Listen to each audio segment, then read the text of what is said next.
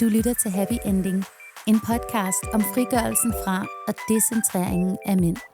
Et New Age eventyr om singleprinsessen, der jagtede en bag i stedet for en mand og levede lykkeligt til hendes dages ende. Hey divas, velkommen tilbage til sæsonens andet afsnit. I forrige episode blev der spillet enorme mængder te, og jeg lover, at jeg nok skal give jer en update på, hvordan mit datingliv går. Men i denne her episode, der skal vi altså til noget helt andet. Jeg har nemlig taget en gæst med i dag, og jeg sidder over for skønneste Frederikke Have. Ja. Velkommen til. Mange tak. Jeg har glædet mig. Jeg har også glædet mig. Vil du ikke lige introducere dig selv til lytterne? Jo, jeg hedder Frederikke, og jeg fylder 31 i maj, så det er lige om lidt, at jeg kan fejre det. Til hverdag så er jeg kunstner. Jeg laver både billedkunst og arbejder også med noget litteratur. Jeg er i gang med at skrive min første roman. Og så, så arbejder jeg deltid ved siden af. Og så bor jeg i et cute lille tiny home i Søhøjlandet. Ikke så langt fra Silkeborg. Dejligt. Mm. Dejligt, ja. Og jeg synes jo, det er spændende også, du laver så meget kunst. Vi har jo faktisk mange ting til fælles. Det har vi. Vi begge to er kunstnere, kvinder i 30'erne, har ADHD. Ja. Og så snakker vi jo på vores platforme rigtig meget om de samme emner. Ligestilling, feminisme, decentreringen af mænd. The big one. Ja, the big one. Og får rigtig meget hate også for det, tror jeg. Yes. Begge to. Fordi de hader, når man snakker om, man ikke har brug for dem. Det skal vi, Der skal vi helst tie stille, ikke? I deres optik. Men det gider vi da ikke. Nej, det kommer vi ikke til. Mm-hmm. Så jeg tænkte, at jeg kunne egentlig godt tænke mig at starte med at spørge dig, fordi du har snakket meget åbent om det her med at fravælge ægteskab og børn. I hvert fald definitivt børn, sagde du til mig. Og det tænkte jeg, at det kunne jeg godt tænke mig at høre dig uddybe, hvorfor, og hvilke reaktioner du får på det her. Jeg tror, jeg måske vil starte med at sige det, jeg plejer at sige, for jeg synes faktisk, at retorikken er enormt vigtig, og det er faktisk ikke børn på den måde, jeg fravælger. Det er moderskabet, jeg ikke har lyst til. Jeg bryder mig ikke så meget om de der termer med, at man er frivilligt barnløs, fordi det er i hvert fald ikke sådan, det resonerer ikke med mig at kalde mig selv barnløs, for jeg har masser af børn i mit liv, som jeg holder helt vildt af, og som jeg elsker at lege med, og de får lov til at male mine tatoveringer med tusser og sådan noget der, ikke? Men selve morrollen, det er den, jeg fravælger. Og jeg har sådan forsøgt at reflektere lidt, du ved, sådan her, inden jeg kom ind til dig i dag, ikke? Fordi jeg vil gerne kode det ned til en bouillonterning, og jeg har sådan mærket, det er pissesvært. Det er nemlig svært, og det er jo noget, jeg kunne snakke om forever. Altså. Men jeg har sådan forsøgt at kode det ned til sådan 2 primære årsager. For det første, så har jeg egentlig altid vidst, at jeg ikke ønskede at være mor, lige siden jeg var barn. Men jeg har svært ved at forklare det, fordi det har været noget, jeg bare har kunne mærke. Og jo ældre jeg er blevet, og jo mere jeg har fået ligeværd, feminisme, brillerne på, jo mere føler jeg mig bare totalt bekræftet i, at det ikke er noget for mig. Og der kan vi jo snakke om alt muligt der i forhold til barsel og i forhold til mental load. Ja, mental load, og det er meget federe at være far, end det at være mor, eller sådan, du ved, i forhold til de ting i hvert fald. Ja, man kan ikke gøre noget forkert som far, vel? Nej. Der bliver klappet, bare du er sammen med dine børn. Ja, men altså, det er jo også bare typisk. Men så det har været noget, jeg bare har kunne mærke.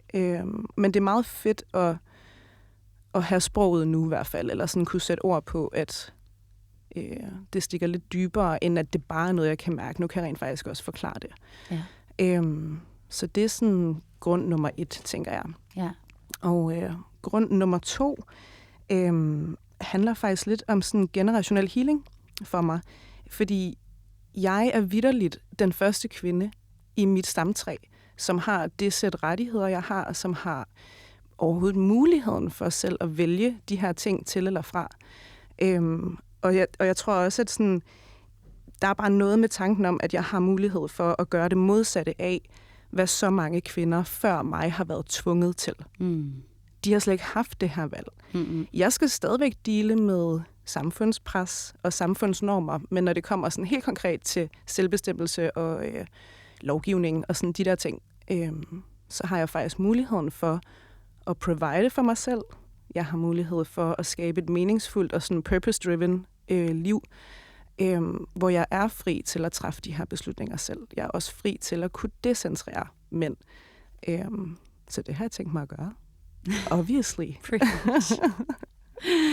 Ja, det er også en ting, som jeg har tænkt meget over, det der med, at sådan, når man snakker om the male loneliness epidemic for eksempel, ikke? Nu springer jeg lidt i det, men sådan, det er jo i virkeligheden bare første gang, at kvinder har haft et aktivt valg.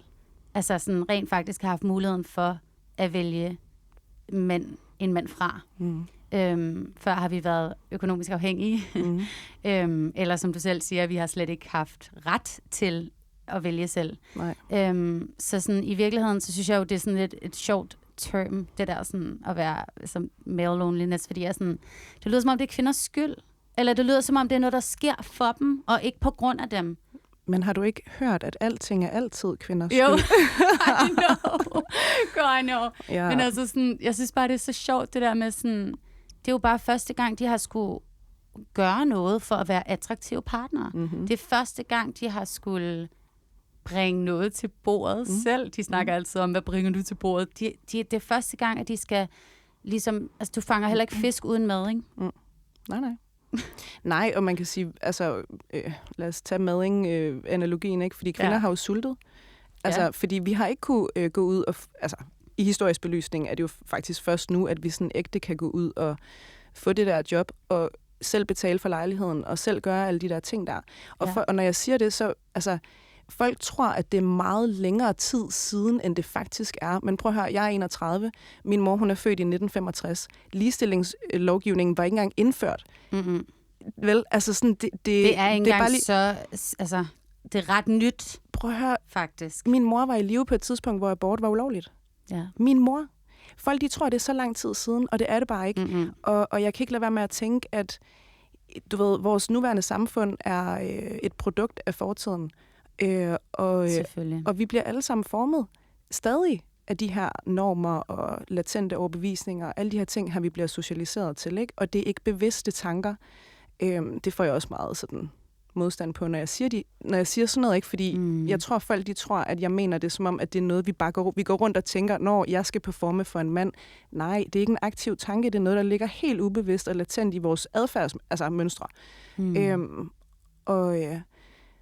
Og det gør det der også, som du er inde på, ikke, med at mænd er i gåseøjne vant til, igen ubevidst måske, at det er nok for dem bare at være en mand, så skal der nok være en kvinde, der gider dem. Og det er bare ikke tilfældet længere. Mm-hmm. Altså, der skal mere til nu, fordi kvinder er blevet så selvstændige. Eller vi har kæmpet for at blive selvstændige. Ja. Og jeg står på skuldrene af alle de der kvinder, der er før mig. Så selvfølgelig har jeg tænkt mig at honorere, at jeg selv kan vælge. 100%. Men tror du ikke også, det er derfor, at der kommer sådan nogle stærke reaktioner? Selvfølgelig. Ja. Altså, som jeg sagde lige før, det sidste eneste måske, der er kæmpe imod nu, det er samfundspresset og samfundsnormerne. Men jeg har altid været stedig, og jeg har også altid været rebelsk. Ja. Altså, sig til mig, at jeg ikke må. Ja, watch me do it. Så gør jeg det 2 gange, ikke? Jo, præcis. Altså, og det kan jeg jo også virkelig spejle mig i. Ja. Altså, jeg har jo en muslimsk far, som jeg har taget afstand til, som jeg ikke har set i 17 år eller sådan noget nu. Ja. Netop også, fordi det er sådan, du skal fucking ikke fortælle mig, hvad jeg må. Nej. Og slet ikke, når du gør det samme selv.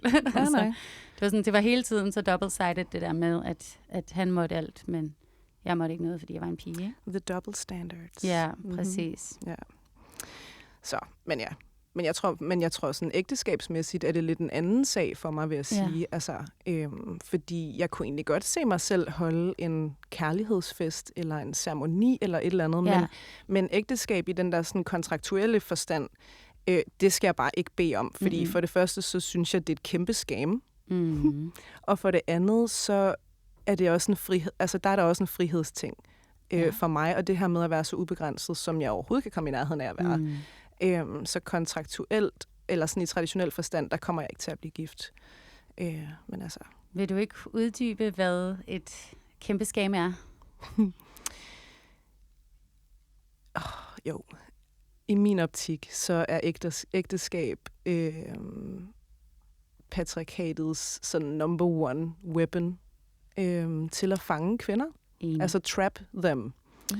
Og jeg synes, det er så sjovt. Jeg tænkte sådan på det i bussen på vej herover, det der med sådan, jamen hvorfor er der så de her narrativer med, at når en mand og en kvinde bliver gift og så skilt, så er det sådan noget med, jamen så tager hun halvdelen af huset, og hun skal have halvdelen af pengene, og hun er også bare en stridkælling. Og jeg ved fandme ikke, hvad de bliver kaldt, de her kvinder. Jeg kan ikke lade være med at tænke, det er jo også et våben på en eller anden måde, at de så kan skabe de her narrativer om kvinder. Fordi, alle de der penge der, som han har været ude at tjene, fordi hun gik på deltid, mens de havde børn, eller whatever the fuck, du ved. Skal hun ikke kompenseres for det? Ikke? Så det er sådan, det er ligegyldigt om det er ægteskab eller skilsmisse, vi snakker om, så er alting kvinders skyld, ikke? Og jeg gider ikke det der pis. Altså, jeg gider ikke. Hvorfor skulle jeg? Men jeg ser også netop ægteskab, medmindre man selvfølgelig gør det, som du selv siger lidt, altså gør det på sin egen måde, laver en kærlighedsfest, eller hvad man end vil kalde det, og laver måske også sit eget regelsæt faktisk, ikke? Altså, så tror jeg sådan, så oplever jeg også hurtigt, at det bliver sådan en måde at fastholde kvinder i en rolle som sexslave, arbejdsslave, kok, maid, fucking everything. Altså alt, hvad du kan komme i tanke om. Og det er faktisk også, altså sådan, jeg kunne godt se mig selv måske blive gift en dag, og jeg kunne måske også godt se mig selv få børn en dag. Men det har aldrig været et stort ønske for mig. Især børn. Og jeg tror, at sådan, det handler for mig lige så meget om det der med sådan, jeg ser så mange kvinder drukne i den opgave, det er lige så snart de bliver mor, ikke? Fordi, som du selv sagde, der er den her idé om, mange mænd har den her idé om, at det sådan, på en eller anden måde er kvindens opgave. Man siger også det der, jeg ved ikke, om du har set den der quote, sådan, men want kids like children want pets. Bro, jeg har lige postet en video, hvor jeg siger exactly those words i går. Ja. Ej, hvor sygt. Folk hader mig. Ja, selvfølgelig. But it's the truth. It's the truth. Altså sådan, mænd vil have børn, som børn vil have et kæledyr. Ikke? Det er sådan, jeg vil gerne have en hund, mor. Okay, men vil du gå med den? Ja, det skal jeg nok. Og så kommer hunden. Ja. Og så er det mor, der ender med at gå med den. Kvinder kan konsekvensberegne, og det har mænd svært ved. Og det er ikke fordi jeg sådan skal jabbe, du ved, på mænd på den måde, men fordi det handler om socialiseringen. Selvfølgelig gør det. Det er jo ikke fordi, jeg går rundt og du ved, sådan, ser en mand gøre et eller andet og tænker, fuck you, du ved, personally you. Det er mænd som system. Ikke? Ja, altså det er systemet, det er... Women hate men as a system, men hate women as people. Amen. Ja. That's how it is. Desværre. Ja. Og jeg ville ønske, det ikke var sådan, men når man peger på de her ting, og man snakker om de her ting, og man belyser de her ting, så det bliver jo virkelig taget som et personligt angreb tit, ikke? For den her demografiske gruppe. Og jeg tror, altså sådan, kvinder bliver jo også kønssocialiseret. Vi har også alt muligt, vi skal aflære. Og hvis vi lige skal blive ved ægteskabsdelen, så altså hele det her narrativ omkring prinsen på den hvide hest, og den store hvide kjole, du skal have på dine store dage, og du skal fries til, og du skal sige ja til en ring, og det bliver, og også farmor og børn, konstellationen og sådan noget, det hele bliver så romantiseret, fordi det skal være tillokkende for kvinder. Yeah. Ikke? Og det er 100% sådan, altså har vi ikke alle sammen, det ved jeg ikke, til fastelavn en eller anden gang været en brud, eller en brudepige, eller sådan et eller andet, du ved, ikke? Jo. Det var også min drøm, da jeg var barn. Sige. Det var det. Ja. Men vi får det socialiseret til det. Ja, det er jo sådan noget brainwash. Fuldstændig. Ja. Fuldstændig. Og det fortæller os jo, sådan, det går selvfølgelig under radaren. Igen er det ikke nødvendigvis aktive tanker, vel, men det fortæller os, at vi er først noget værd, når vi er blevet valgt af en mand. Præcis. Og rigtig mange af os kan også relatere til, at fordi det er en generationsting i min optik, så særligt kvinder på vores alder, nu var du også inde på det der med din far, ikke? Vi har måske været vant til, at vores fædre ikke har været emotionelt tilgængelige. Det kan godt være, at de har været fysisk til stede, men hvis de ikke har været emotionelt tilgængelige, så render vi jo rundt. Det var derfor, jeg gik ind i restaurationsbranchen. Literally, derfor jeg brugt 15 år af mit liv, halvdelen af mit liv i restaurationsbranchen. Det er, fordi min far er restauratør, og og det er først noget, jeg har fattet nu, ikke? Sådan på bagkant, og jeg kigger tilbage på det helt anderledes, end mens jeg stod i det, men det var derfor at have noget til fælles med ham. Altså, fordi jeg savner ham, og jeg mangler ham, og du ved, der er alle mulige ting, jeg gerne vil have fra ham. Så det er jo ikke engang fordi, at det kun isolerer sig til vores mandlige partnere. Det er jo hele vejen rundt. Måske nu har jeg ikke nogen søskende selv, men jeg kunne forestille mig, at der også er nogle søskende dynamikker imellem søstre og brødre. Og det tror jeg, du er helt ret i. Det expander så langt længere ud, end vi lige tror. Ja, altså. Lige præcis. Ja, crazy. Men jeg hopper videre til det næste spørgsmål, som er du aldrig bange for, at du kommer til at fortryde det? Fordi det er jo, altså... Ærligt talt, prøv at høre, jeg har svært ved... Jeg er blevet spurgt om det så mange gange. Ja, for det... Ja. Det har jo en udløbsdato. Ja, men prøv at høre. Jeg har svært ved at forestille mig, hvorfor jeg skulle fortryde at vælge mig selv til i mit eget liv. Det har jeg svært ved at se, hvordan jeg skulle fortryde det. Ja. Og alle mulige mennesker kalder mig egoistisk, og du ved, altså... Men sådan, hvad skulle jeg ellers være i mit eget liv? Eller sådan, altså, skal jeg træffe mine livsvalg baseret på, hvad samfundet synes, jeg skal, eller hvad? Ligesom alle andre. Altså, sådan, det kommer jeg bare ikke til. Og specifikt i forhold til børnedelen, moderskabet, så har jeg altid vidst, at jeg vil hellere risikere at fortryde ikke at have fået børn, end jeg vil risikere at få dem og fortryde det. Ja. Fordi det har børn bare ikke fortjent. Og honestly, så har jeg lyst til at dele... Nej, der er ikke nogen returret heller, vel? Nej, altså sådan... lige nøjagtigt. Og prøv at høre, jeg fik faktisk en rigtig fed kommentar på en af mine videoer, hvor jeg snakker om det her, hvor der var en, der skrev, nu paraphraser jeg lige, men hun skrev noget i retning af, at du elsker dine børn så højt, at du vælger ikke at få dem. Og prøv at høre, det ramte bare en nerve. Ja. Nu bliver jeg faktisk også lidt rørt, når jeg lige gengiver det, fordi ja, altså... Jeg skal være, jeg skal reparent my inner child, first of all, fordi der er nogle ting, hun mangler. Så noget med at blive den voksne, jeg selv har manglet, ikke? Men når jeg kigger ud i verden og forestiller mig at sende en søn ud i kønssocialisering, og sende en søn ud i potentielt mandesfære, og alle de her ting, jeg kan slet ikke bære tanken om, at det er en risiko. Når jeg så forestiller mig at sende en datter ud i verden, det kan jeg heller ikke bære tanken om, vel? Altså, og så tænker jeg, at den stopper hos mig. Altså. Ja, it ends with you. Ja, ægte. Det kan jeg godt forstå. Så. Og jeg er også meget enig langt hen ad vejen, også i forhold til det der med sådan, at kigge på, hvordan verden ser ud, ikke? Altså, det virker ikke rigtigt, som om, at det er sådan, at det fedeste tidspunkt at sætte nogle nye mennesker i verden, føler jeg. Ærligt talt, hvis vi var sådan lidt... hvis nu vi var tankeeksperiment i et mere sådan matriarkat lignende samfund, hvor det ikke er mænd, det handler om, men hvor det er børnene, det handler om. Præcis. Og der er ligeværd. Jeg bryder mig ikke om ordet ligestilling. Jeg synes, ligeværd er bedre, fordi jeg synes også, det dækker over, at vi er forskellige, og det må vi også godt honorere. Ellers bliver det bare fucking assimilation, ikke? Enig, jo. Men hvis vi kiggede ud i et samfund, der så sådan ud, maybe. Ja. Det gør vi bare ikke. Det gør vi bare overhovedet ikke, nej. Og vi er ikke engang på vej derhen. Nej, altså. Jeg tror ikke, det når at ske i vores levetid.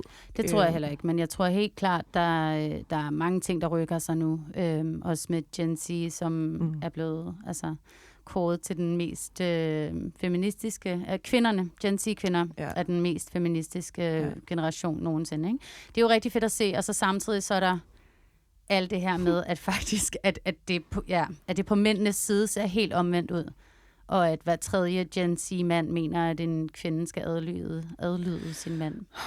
Ja, det er fugging sygt. Måske er det sådan patriarkatets sidste krampetrækninger på en eller anden måde, ikke? Det har jeg også tænkt over. Jeg tror også, det er en modreaktion på, at der sker så meget udvikling lige nu. Ja. Og det gør rigtig mænd bange. Det minder mig om et quote, jeg har hørt med, at noget med fear screams the loudest when it's about to die. Eller sådan et eller andet i den stil. Ikke? Men det giver mening. Det bliver værre, end det bliver godt igen, ikke? Ja. Men tænk, at det potentielt kan blive værre, end det er nu. Ikke? Det kan jeg slet ikke holde ud. Det tror jeg desværre godt, det kan. Har du ikke set The Handmaid's Tale? Ja, og bare alt det, der sker i USA lige nu. Nå, men vi skal lige runde en ting mere, fordi vi løber jo på tiden nu. Og det gør man, når man er i et godt selskab. Men jeg kom til at tænke på det her med, når du så dater, apropos det her med unge fyre, så er du faktisk mest til at date unge fyre. Ja. I hvert fald yngre end mig. Ja. Hvad handler det om? Jamen altså, jeg tror, de fleste mænd, der er mellem 23 og 27-ish, de er jo ikke sådan typisk klar til at settle down endnu. Hvilket er helt perfekt for mig, fordi det skal jeg jo heller ikke. Jeg har engang sagt farvel til en kæreste, som jeg elskede meget, meget højt, og hvor der hverken var noget, toxic eller utroskab eller noget. Der var masser af kærlighed, men vi gik simpelthen fra hinanden, fordi han ville gerne have børn, og jeg ville ikke være mor. Okay. Så det der med at sådan lidt aktivt gå efter dem, der ligger mellem 23 og 27-ish, passer mig helt perfekt, fordi de er ikke der. De fleste af dem i hvert fald er ikke der, hvor de sådan er klar til all that jazz. Det er den ene grund. Den anden grund er, at jeg... De nemmer bare at have det sjovt med. Ligesom. Ja. De er klar på den værste. Ja, og så de skulle også... jeg er med på, at nu var du lige inde på det der med, at det er den generation, der måske læner mest mod højrefløj lige nu, ikke? Men jeg har min egen det viser studierne jo. Ja. Men sådan min egen personlige oplevelse med mænd i den her aldersgruppe er faktisk, at de er mere respektfulde end mænd på min egen alder. Og jeg kan slet ikke holde mænd på min egen alder og ældre ud, fordi, og jeg er med på not all men og all that shit, men sådan, mine personlige erfaringer med mænd på min alder og ældre, det er, at de er dybt entitled og opfører sig enormt nederen. Altså sagde, jeg gider ikke engang. Jeg gider ikke engang. Altså sådan, why would I? Ja, jeg forstår, jeg er enig. Altså, det har jeg også selv oplevet. Det har jeg også selv oplevet med mange af dem. Ja. Og jeg har faktisk også haft bedre oplevelser tit med de yngre fyre. Min teori er, at dem på 30 og ældre, de har været vant til, at mor... Altså, og igen en generationsting, de har været vant til at se på deres mor som en, der arbejdede fuldtid på arbejdsmarkedet og tog sig 100% i hjemmet. Og det er blevet deres ideal wife, der skal interagere på samme måde, hvilket er det stik modsatte af, hvad kvinder i vores alder ønsker. I hvert fald mange af os, ikke? Jo. Vi har kigget på vores mødre og tænkt, she's burning out. Ja. Hun arbejder for meget. Hun er miserable, fordi hun synes hele tiden, hun er bagud. Hun kan ikke sætte sig ned og hvile sig, hvis ikke at det hele det spiller i hjemmet. Det er den oplevelse, vi har med vores mødre. Og de har en helt anden en. Og de romantiserer det, ja. Det gør de nemlig. Og der tror jeg, at de der mænd, der er mellem 23 og 27-ish, de har måske været en lille smule mere eksponeret for noget ligestilling. Altså, eller noget ligeværd, ikke? Jo. De har også haft adgang til internettet i en tidligere alder, end vi havde. Så they know. Præcis. De ved godt, at vi ikke gider det der pis. Og de kan, og så kan jeg rigtig godt lide skud ud til, i hvert fald dem, jeg har interageret med, de kan faktisk tage en afvisning med oprejst pande, uden at de flipper på en tallerken og skælder mig ud for at have afvist dem. De er også bare lidt mere respektfulde. I hvert fald nogle af dem. Altså, det er også min egen oplevelse, og det der med netop, at dem på vores egen alder, eller min egen alder, de er godt nok, altså, det er sådan helt uragtigt, føler jeg nærmest. Jeg bare sådan, har I overhovedet fulgt med tiden? Lever vi overhovedet i det samme årstal på en eller anden måde? Altså sådan. Jeg overgår dem ikke. Nej. Altså, det der, jeg er. Og de vil netop have det der, sådan, de vil både have en, der splitter regninger med dem, ikke? Og så vil de også have en wife and a mother, and en maid, og en rengøringsdame, og en kok, og jeg er bare sådan... Men det er der berettigelse. Ja, men det er jo også kun ligestilling, så det gavner jer. Ja. Det er jo, så har du kun taget den del af ligestilling, der gavnede jer, som var den økonomiske del, ikke? 100%. Altså... Ja, jeg synes sgu, det er lidt skørt. Nå, men vi er faktisk ved allerede at være ved vejs ende. Det gik utroligt stærkt. Ja. Jeg kunne godt tænke mig et sidste spørgsmål, fordi det tror jeg godt, vi kan nå meget hurtigt. Du siger, at du kunne heller ikke nødvendigvis se dig selv bo med en mand igen. Nej. Hvad skulle der til, hvis det skulle kunne lade sig gøre? Jamen, det kan det ikke. Det kan det ikke. Why would I? Og det var noget med, at man bliver for codependent og afhængig af hinanden. At det er noget med frihed, din frihed igen, ikke? Det er i hvert fald en tendens, jeg har haft i fortiden. Det her med noget codependency, og jeg er helt bevidst om, at det er alle de der latente socialiseringer, jeg også har i min rygsæk. Men jeg er meget opmærksom på dem, og jeg går i nogle fællesskaber og noget gruppeterapi og sådan noget der, for at deale med mine codependency tendencies. Men jeg har bare lært af det, at jeg ikke skal bo med en mand, fordi jeg vil ikke risikere at forsvinde ind i sådan noget symbiose-pis. Jeg tror ikke engang, at jeg, i hvert fald for nuværende, ønsker jeg heller ikke at være i et parforhold overhovedet. Jeg vil rigtig gerne bare chill og have det nice med mig selv, og bygge et enormt solidt fundament op som single kvinde, før jeg overhovedet tænker tanken om at skulle invitere en mand ind i mit liv. Og hvis jeg ender med at gøre det, så skal han add to it. Lidt på sådan en, du ved, this or better. Yeah. Og hvis du ikke kan fucking meet the bar, then fuck off. Ærligt talt. Preach. Ikke? Jeg tænker, du har lidt på samme måde. Men jeg er fuldstændig enig. Jeg har allerede et ret great life. Du ved, jeg har det allerede ret godt, så hvis du skal komme ind og være en del af det, så skal det være, fordi du bidrager positivt, og ikke fordi, at jeg skal sidde og have ondt i maven, eller følelsesmæssig stress, eller alle mulige skænderier hele tiden, og sådan noget. Selvfølgelig er der bum på vejen, men fordi to mennesker mødes, det kan ikke undgås. Sådan har man det jo også med sine venner. Så har man også nogle gange nogle fallouts og sådan noget, men det skal ikke være på den der måde, hvor det bare er en hovedpine, og det har jeg nemlig også oplevet rigtig, rigtig mange gange i forhold, ikke? Så hvis man kan bevare sin individualitet, og på en eller anden måde sådan stadigvæk vælge hinanden til. Absolut. Hver dag, og være glade, når man er sammen, og måske også have noget, man ikke har sammen, så man ligesom får sat det der sådan, altså den der balance lidt bedre. Helt sikkert. Det tror jeg, altså så kunne jeg godt. Ja. Men der tror jeg simpelthen, at i hvert fald for mit eget vedkommende, at en rigtig stor del af den opskrift, du beskriver der, det er, at man bor hver for sig. Jeg kunne sagtens se mig selv, hvis det er med den rigtige og sådan noget der, købe et sommerhus eller købe et hus, men der vil bare også altid skulle være mit eget sted, som jeg kan trække mig til. Ja. Fordi den der codependency, den vil jeg bare ikke ende i igen. Altså sådan, det skal være interdependent or not at all. Og på den note, on that note, så vil jeg sige tusind tak, fordi du kom. Tak selv. Tak for at have mig. Det var kæmpe fornøjelse. Ja, og det gik alt for stærkt. Ja, det gjorde. Jeg tænker, du skal forbi igen på et tidspunkt, og meget så må vi lave en episode 2, ikke? Meget gerne. Det vil jeg gerne. Tusind tak, fordi I lyttede med, og vi lyttes ved om 14 dage. Tak, fordi du lyttede med i dette afsnit af Happy Ending. Mit navn er Yakuza, og når jeg ikke sidder her og japper dine ører af, laver jeg musik og spiller skuespil og skriver sange. Hvis du er nysgerrig, kan du følge mig på Instagram og TikTok, hvor jeg hedder Yakuza Tiva. Jeg håber, vi lyttes ved i næste episode. Giv podcasten 5 stjerner, hvis du kunne lide den. Og så håber jeg, du får en fantastisk resten af din dag.